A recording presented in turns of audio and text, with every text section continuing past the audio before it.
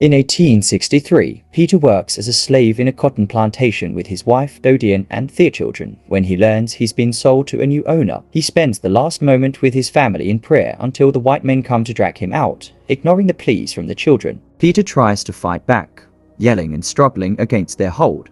But the men don't hesitate to aim their gun at Dodian, and this instantly makes Peter stops, accepting to get on the cart on his own feet. Now, the men want revenge, so they hit him anyway, before dragging him again. Peter and a bunch of other slaves are transported in a cage as if they were cattle, and through the bars.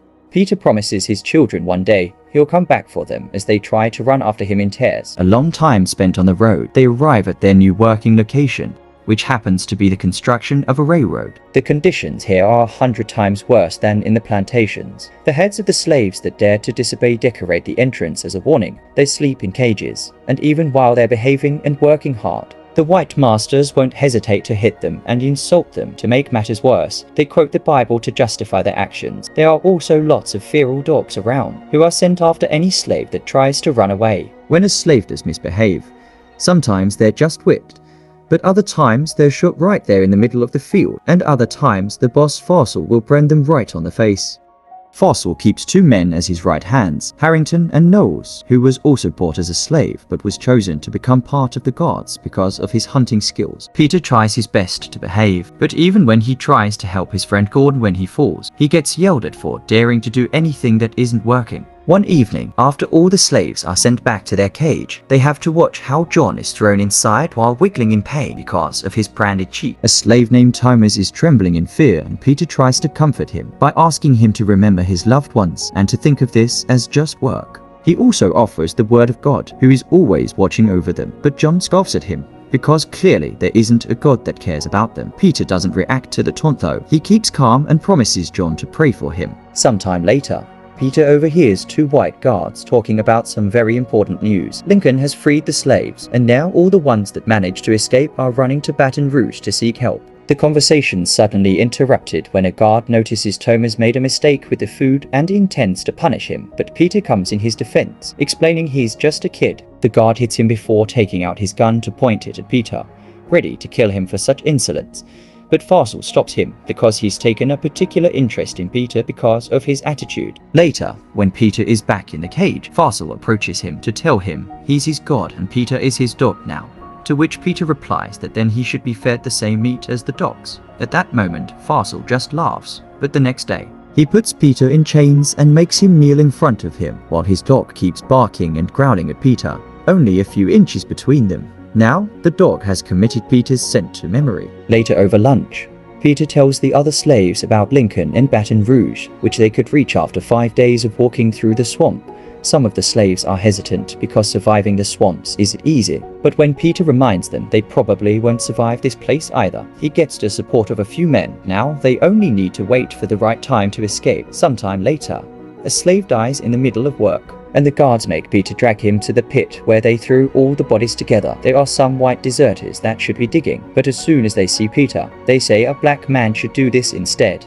Thus, Peter ends up grabbing a shovel to fill in the pit.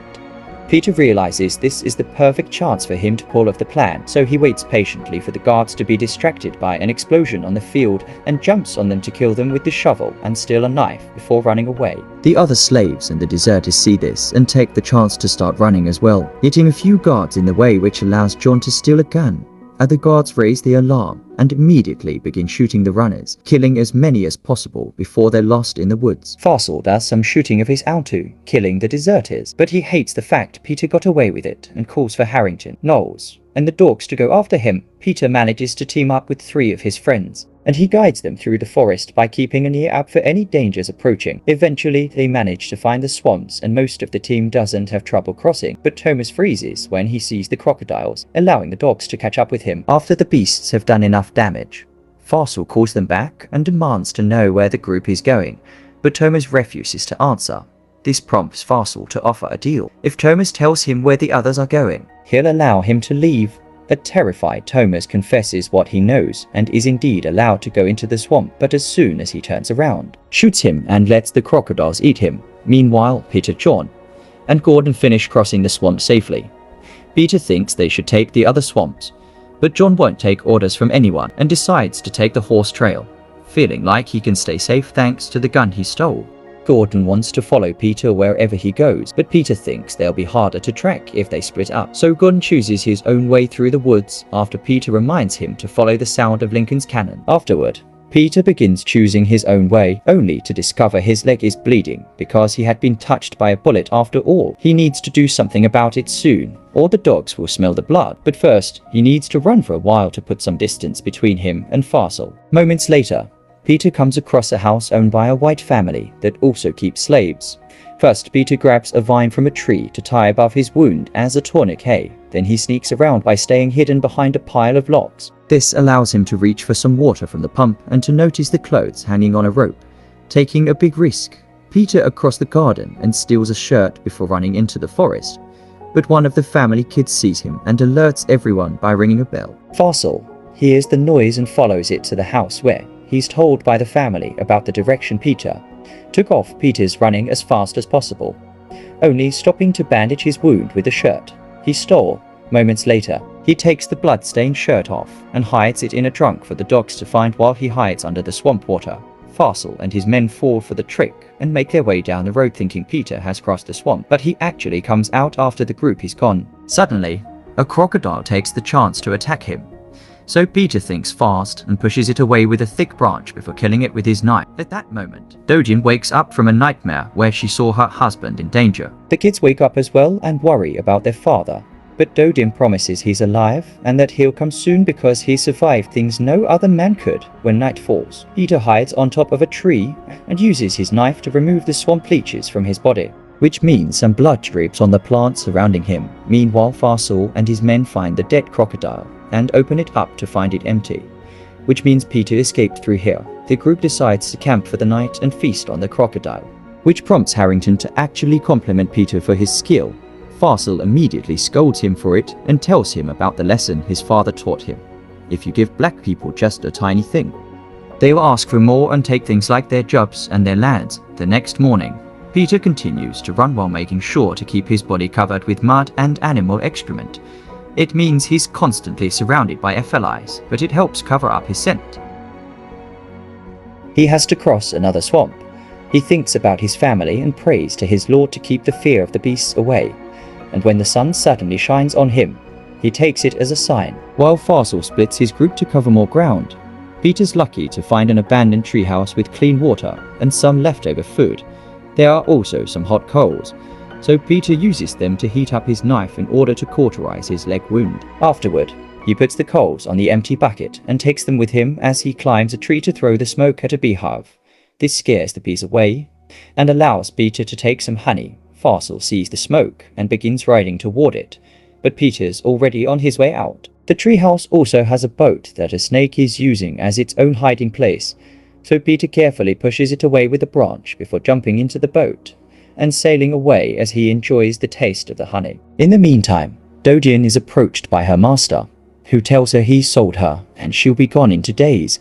Her children aren't allowed to go with her though, because her new master will give her a new husband. Is deeply hurt by the news and still wants to wait here for her husband to come back, so she takes a rather drastic choice to avoid being sold. She goes to one of the machines used for the production of cotton and puts her hand inside, pretending she's being caught in an accident. Back to Farsal, he finds the treehouse thanks to his dog's nose and manages to keep track of Peter's direction while he crosses the river. Peter hurries to make his way into the woods where he's surprised to meet again with John, who is angry because now the white men will come after him as well. Peter swears he's not being followed and teaches John how to hide his scent, but John ignores him before they start running again. Just a moment later, they hear the dogs barking and hurry to hide. Peter gets inside an empty trunk while John climbs up a treetop. The dogs manage to follow John's scent anyway, allowing Farsal and his men to easily find him. John refuses to come down, so Farsal makes him fall with a shot before demanding information on Peter through violent means. But John still won't talk. Farsal decides to take his head and give it to Harrington and Knowles for them to take it back to camp as a message. Peter closes his eyes to avoid witnessing his friend's death and offers a prayer for John's soul after waiting a few hours to put some distance between himself and Farsal. Peter comes out of the trunk when it starts to rain, only to discover exactly how they killed John, which shakes him to his core. He forces himself to keep going with grief heavy on his mind until suddenly he sees a bunch of horses running by, including one on fire. Peter follows the direction they came from and finds a house on a plantation, but everything is on fire and all the white people are dead. It seems the slaves here also heard the news from Lincoln and took matters into their own hands, with his knife out just in case. Peter enters the house and slowly walks through the rooms until he comes across the dining table, instantly throwing all caution to the wind and jumping on the food and wine to feed his tired body. He doesn't stop until he hears a weird noise coming from upstairs, and he follows it until he finds a dying girl stuck under a harp that she keeps playing as a plea for help. Peter immediately rescues her and takes her outside, where he puts her down on a table before trying to fetch some water. The girl is scared though and makes him stay as she gives him her cross pendant, and Peter takes it understanding what she needs, a prayer promising God's with her. He's so distracted that he doesn't hear Harrington approaching until it's too late, and Peter has to drop his knife and step away from the girl if he doesn't want to get shot. The girl dies as soon as Peter leaves her, and he's so furious that he dares to violently turn around and kill Harrington by using the cross as a stake. At that moment, Knowles also arrives, but Peter thinks fast and grabs Harrington's weapon to shoot him. Knowles tries to explain to Peter that someone capable of killing a crocodile may be accepted by Farsal in his ranks, but Peter calls him the worst kind and leaves him to die. Hearing Farsal approach because of the barking, Peter decides to run into the cotton fields for cover, and when the dog comes too close, he shoots it. Farsal eventually comes across the body, which makes him even more determined to catch Peter. The next morning, Peter arrives at a beach filled with the bodies of white men that died during the confrontations against Lincoln's army. Unfortunately, they don't have any provisions for him to take, but in the distance, Peter can see the ships and hear the cannons that indicate Lincoln's men are near. Excited at the thought of finally reaching freedom, Peter begins running again, but suddenly a horse appears by his side and he is pushed to the ground with a few hits. It's Farsal who offers Peter some of the meat he had asked for back in the cage and asks him to beg. Since Peter won't obey, Farsal takes out his gun and reminds Peter he's his god. But before he can pull the trigger, someone else shoots him first, tells the falling body that he's no god before turning to meet his saviors, who are Lincoln's native guard, led by Lieutenant Kalis. Peter's body finally gives into exhaustion and hunger, so the soldiers take him to the infirmary tent on their camp in Baton Rouge. Because his leg wound is infected, the nun nurse makes Peter race, and for a few days Peter does nothing but dream about his family. Once Peter is feeling better, he sees one of the soldiers to get his new papers as a free man, although he has to make up some information he doesn't know, like his age. Unfortunately, he isn't allowed to leave and search for his family yet. The white soldiers are taking advantage of the fact the slaves are technically stolen contraband and give them two choices. They can work on the federal farms or join the army. Peter refuses to keep following orders, but when the soldier points out that joining the army can help him rescue his family and be free for good, Peter accepts to join. Afterward, Peter discovers the army has found Gordon too, and he's hurting but alive. Peter is glad to see him, but it pains him to tell him about John. Then Peter goes to see Kalis for his uniform. But first, he's asked if he'd be interested in helping the cause by posing for something called a photograph. Peter is wary, but Kalis promises the white photographers are harmless and their intentions good. It turns out these men are taking pictures of the reality behind slavery to let the world know, and Peter agrees to show his bare back to the camera, exposing the scars of hundreds of whippings. Next, Peter's taken to see the general, who asks him about all the information he may have about the railroad the enemy's building. After Peter shares all the intel he has, the general stares at his picture and points out that those scars equal disobedience, which isn't a good quality to have in the army. Kalis tries to take Peter away, but Peter defends himself anyway, explaining that those scars mean he's been beaten up many times, yet he never stopped fighting, which is also important for a soldier. At dawn, Kalis takes Peter and all his soldiers to the trenches, where he reminds them they're fighting for freedom with a heartfelt speech. Many soldiers fall to enemy fire while they're still marching, but the group doesn't let it stop them and joins the fight without hesitation. Soon there's fire surrounding them everywhere, and Peter is hit by an explosion, leaving him unconscious in a puddle for a few minutes. As soon as he wakes up, he drags his sore body through the mud to keep on helping, shooting at the enemy whenever he has the chance and offering blessings for any dying companion he sees in the way. Kalis falls in battle, and eventually Peter finds a wounded Gordon as well. Seeing his friend in so much pain and fear inspires him to come out from his hiding spot to run toward enemy lines. His intentions to stop the cannons, and thanks to all the soldiers that see him as an inspiration and follow him. The native guard overpowers their enemies and obtains their victory. Now that was over, the army visits every plantation to free the slaves. When they arrive at the house Peter used to work at, everybody's shocked, not believing the news.